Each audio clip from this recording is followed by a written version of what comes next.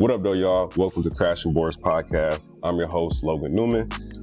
And today we have a special guest who has left an undeniable mark on Michigan high school basketball. He's a proven winner, a leader, and in player development, and someone who has dedicated his life to the game. We're talking about none other than Coach White. How you doing? What's up, baby? How you doing, man? All is well. All is well. So, Coach White has an impressive career, both as a player and a coach. A former standout at Bishop Borgess High School, he won a Class C state championship as a player before continuing his career at Pensacola Junior College at Eastern Kentucky University. As a coach, he has built the powerhouse programs, leading Southfield Christian and Detroit Renaissance to multiple championships. His resume includes 3 Class D state championships, multiple regional titles, and 2 Detroit Public School League championships. One is behind us, as you can see. Not to mention, he's helped develop some of the best high school talent in the state. Coach, if you have to describe your coaching philosophy in just 3 words, what would it be? Man, 3 words to describe my coach philosophy would be faithful, dependable, and trustworthy. For sure. I think, if you're faithful, to anything that you put your mind to, man, you're gonna reap the benefits that come with that. Dependable, you're gonna show up every day, do everything you're supposed to do. And trustworthy, your coaches can trust you, to be there and to show up all the time. So faithful, dependable, and trustworthy. Most definitely. So getting into your early basketball journey, and the growth over the time as you started, take us back to your playing days back at Bishop Borgess. What was your experience like, and what happened to shape your love of the game? Man, it was crazy, man. When I went to Bishop Borgess, my father actually held me out of school for 2 weeks while school had started, because I wanted to go to Cooley and play for Ben Kelso, because I grew up in that era where they won the 3 state championships in a row. Watching them guys, there was a dominant team in the PSL. I went to Winship, so I went to DPS all my life from elementary, middle school. So I was sitting at home. He's like, "No, man, you can't go to Cooley because you're not gonna survive." So I ended up sitting at home. I got a call, man, from Glenn Donahue, rest his soul. Brought me into Bishop Borgess. Never heard of Bishop Borgess. I just know I had to wear a shirt and tie every day.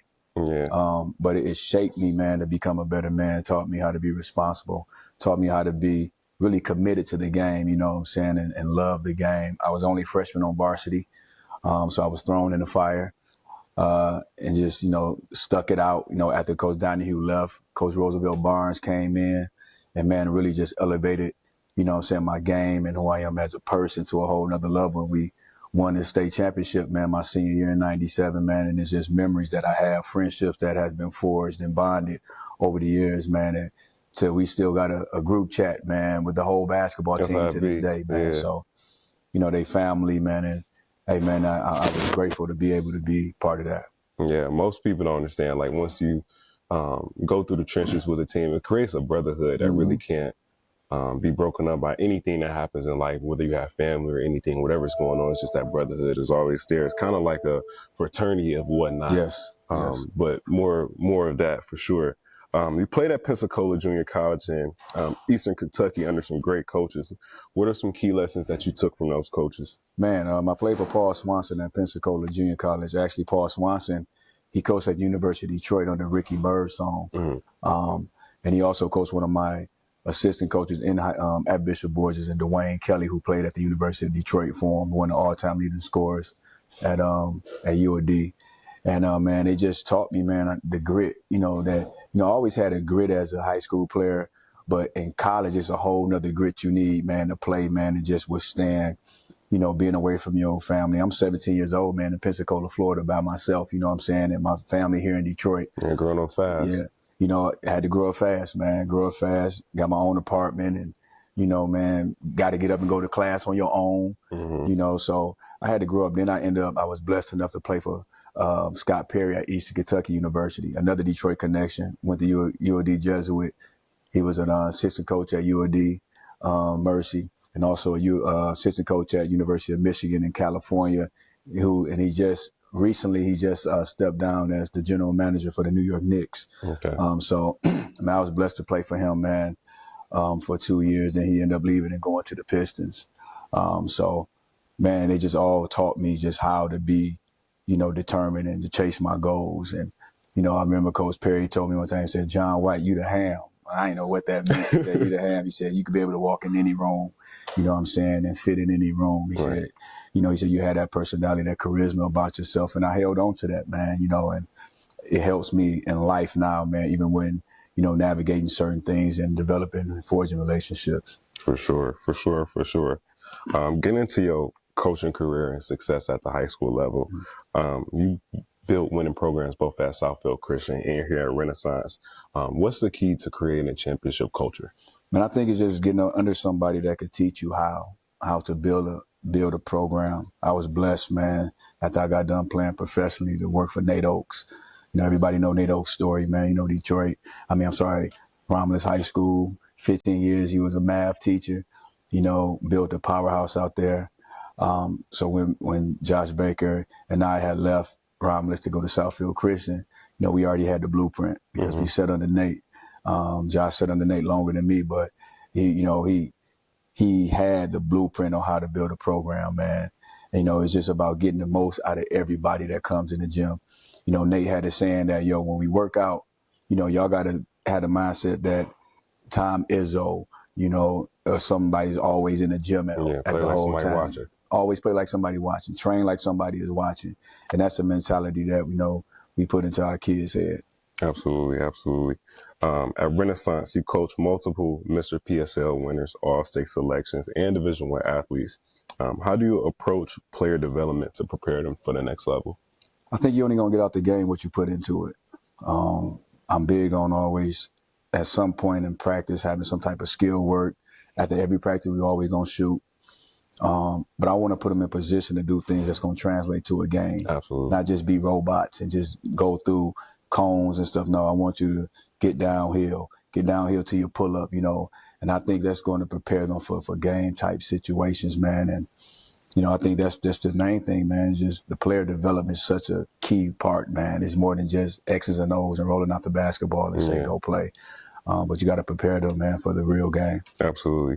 What has been your most memorable moment as a coach so far? Ooh. Yeah, think for this one. Man, winning that third state championship in a row at Southfield Christian. Ooh. That three-peat. Getting that three-peat, which is rare. It's giving me chills now, man. Walking on air. You know, winning that third state championship. Because actually we won 5 at Southfield Christian, 5 in 8 years. So that third one in a row, though, it was just like, because it was such a challenge. You know, everybody's coming at you. People say, well, it's Class D, man. Listen, it was nothing ever easy, you know, because every day you had to show up and work.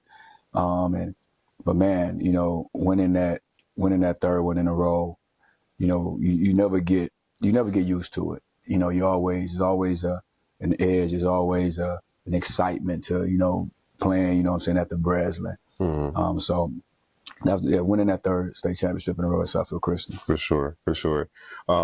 I want to talk about this year. Y'all won PSL championship. What did it really mean to you and your program? Man, it meant everything, you know, 21 years that the city championship, you know, was dormant at Detroit Renaissance. Really? Yeah, man. It's been 21 years. And this has been a historic run. Yeah, historic run, man. And, you know, I made it my business when I took this job to honor those, you know, those past players, man, who came, you know, before the guys, you know, like the Malik Harrisons and Joe Crawfords and Tawan Porters, Marcus Stouts, you know, Ricky Pauldings. You know, I want to honor those guys to show the guys that, listen, these guys made it out of here. You could make it. You know, why not your jersey being up here in the rafters one day? You know what I'm saying? But you got to put in the work. You know, and every day, man, we always said, you know, in the huddle, city champs. You know, we wanted to win the city championship and bring it back home to Renaissance, man. So 21 years, man. And, you know, I had probably one of the best backcourts in the state, man, and Jordan Sigmund and Lance Stone. Back-to-back Mr. PSLs, man. It was going crazy, man. You know, man, it was fun. It was a fun year, man. It was a fun year. I bet.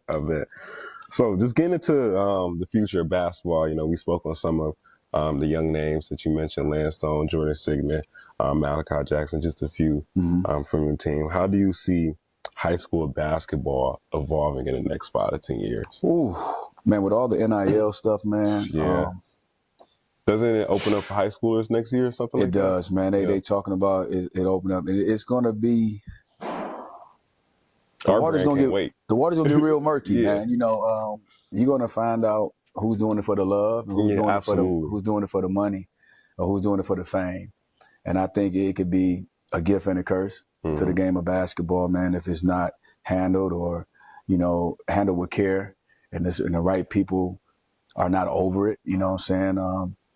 But, you know, I think if the mentality is basketball and the focus is just basketball and things are being incentivized, I mean, you know, incentives, you know, set in place for kids and not just, you know, I give you, you know, X, Y, Z, X amount of dollars. And I mean, because not what they got to play for. Yeah, if you're going to buy them out. What's making them hungry, you know? So it's going to be interesting. It's going to be real interesting over the next 5 to 10 years. What advice would you give to young athletes who want to play at the college level, or if they're already at the college level, they want to go to the professional level? Love the game, man. It's like a relationship, you know. You got a girlfriend, love her, treat her right, and she'll be good back to you, hopefully.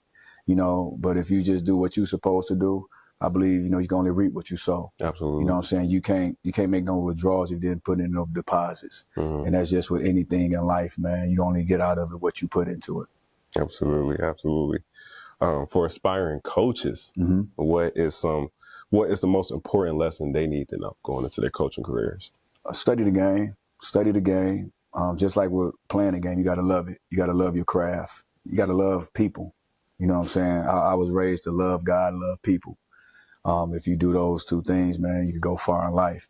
So if you're going to teach kids the game of basketball, you got to at least have a type of relationship, build a relationship with them to become a player's coach. Because that's the main thing, man, that relationship, that bond that you build with those players. Absolutely, absolutely. So we got a few quick fire questions for you as we start to wrap up this episode.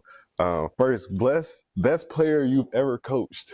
Ooh, put him under the heat right now. He might get some messages after this. Fellas, I love all y'all.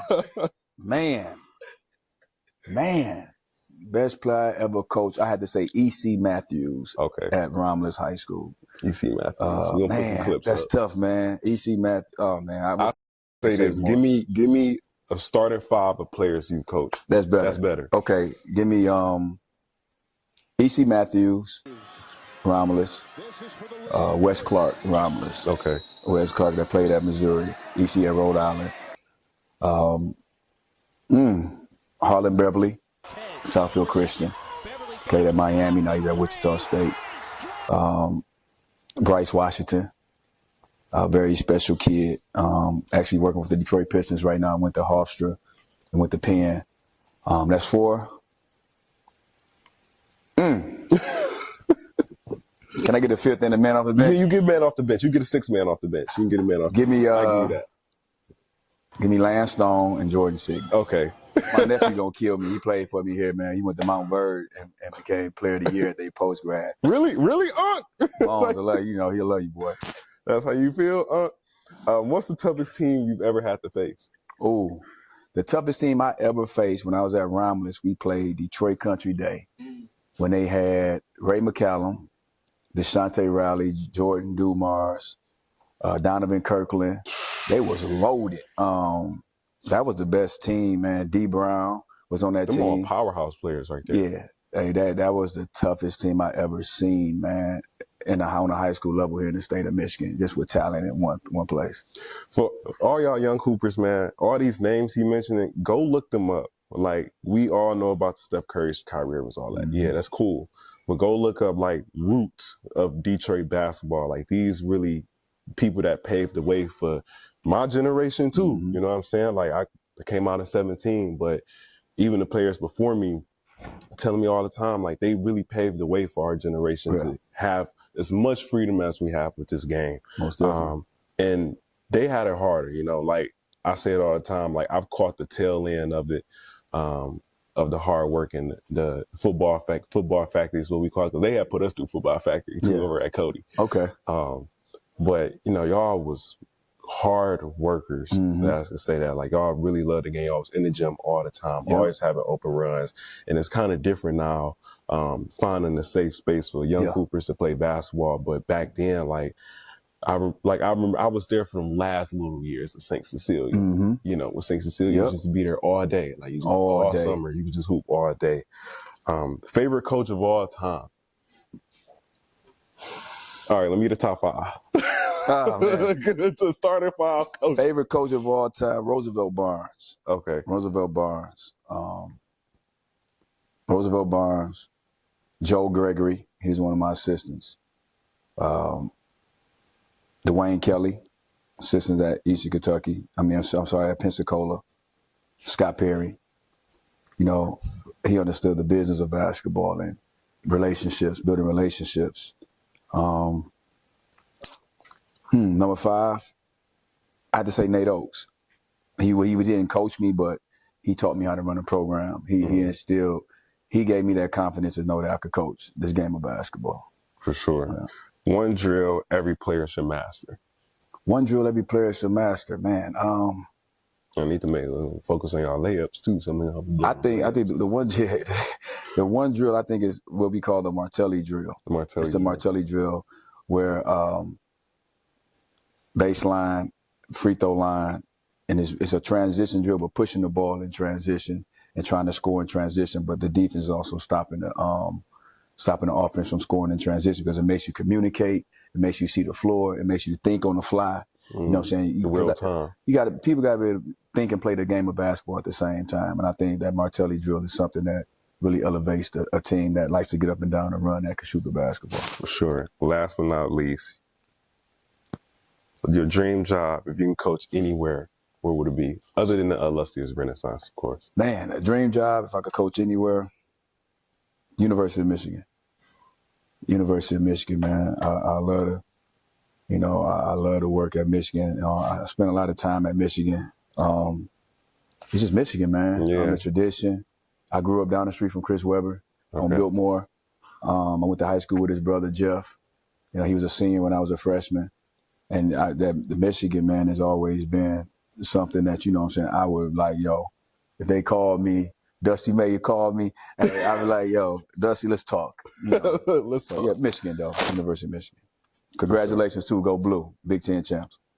So what's next for you and your program? Man, I think it's just growth. Growth, we took care of the first order of business and winning the city championship. So now we want to win the state championship, city and state. And I'm big on trying to win the Triple Crown. Mm-hmm. And for those who don't know what the Triple Crown is, it's the PSL championship, Operation Friendship, state championship, which hasn't been done since Dubster did it, a few years back when Bo Neely and them was in the PSL. That's what I want to do, man. Win the city, win the state, and eventually be one of the top teams in the country, top programs in the country. For sure. You got any shout outs, acknowledgments for mentors? Yes, shout out to Detroit Renaissance, man. Shout out to my family, King of Kings International Church. Shout out to you all, my Bishop Will Thornton, man, and my sons Israel and Josiah, man. For sure. Well, Coach White, it was a pleasure. We appreciate you. Appreciate you, man. For your time. This is an amazing conversation. But check us out at 94feet.co, where this episode will be loaded. Crashin Boards on Instagram and on YouTube and on Facebook. Coach, let them know where they can find you. You can find me on Instagram at I am JD White or at the Black Athlete, at the Black Athlete. And y'all go support the Black Athlete as well. Shout out to Renaissance High School for having us here. Make sure y'all go follow them and keep up with their program. They're doing amazing things in the city of Detroit.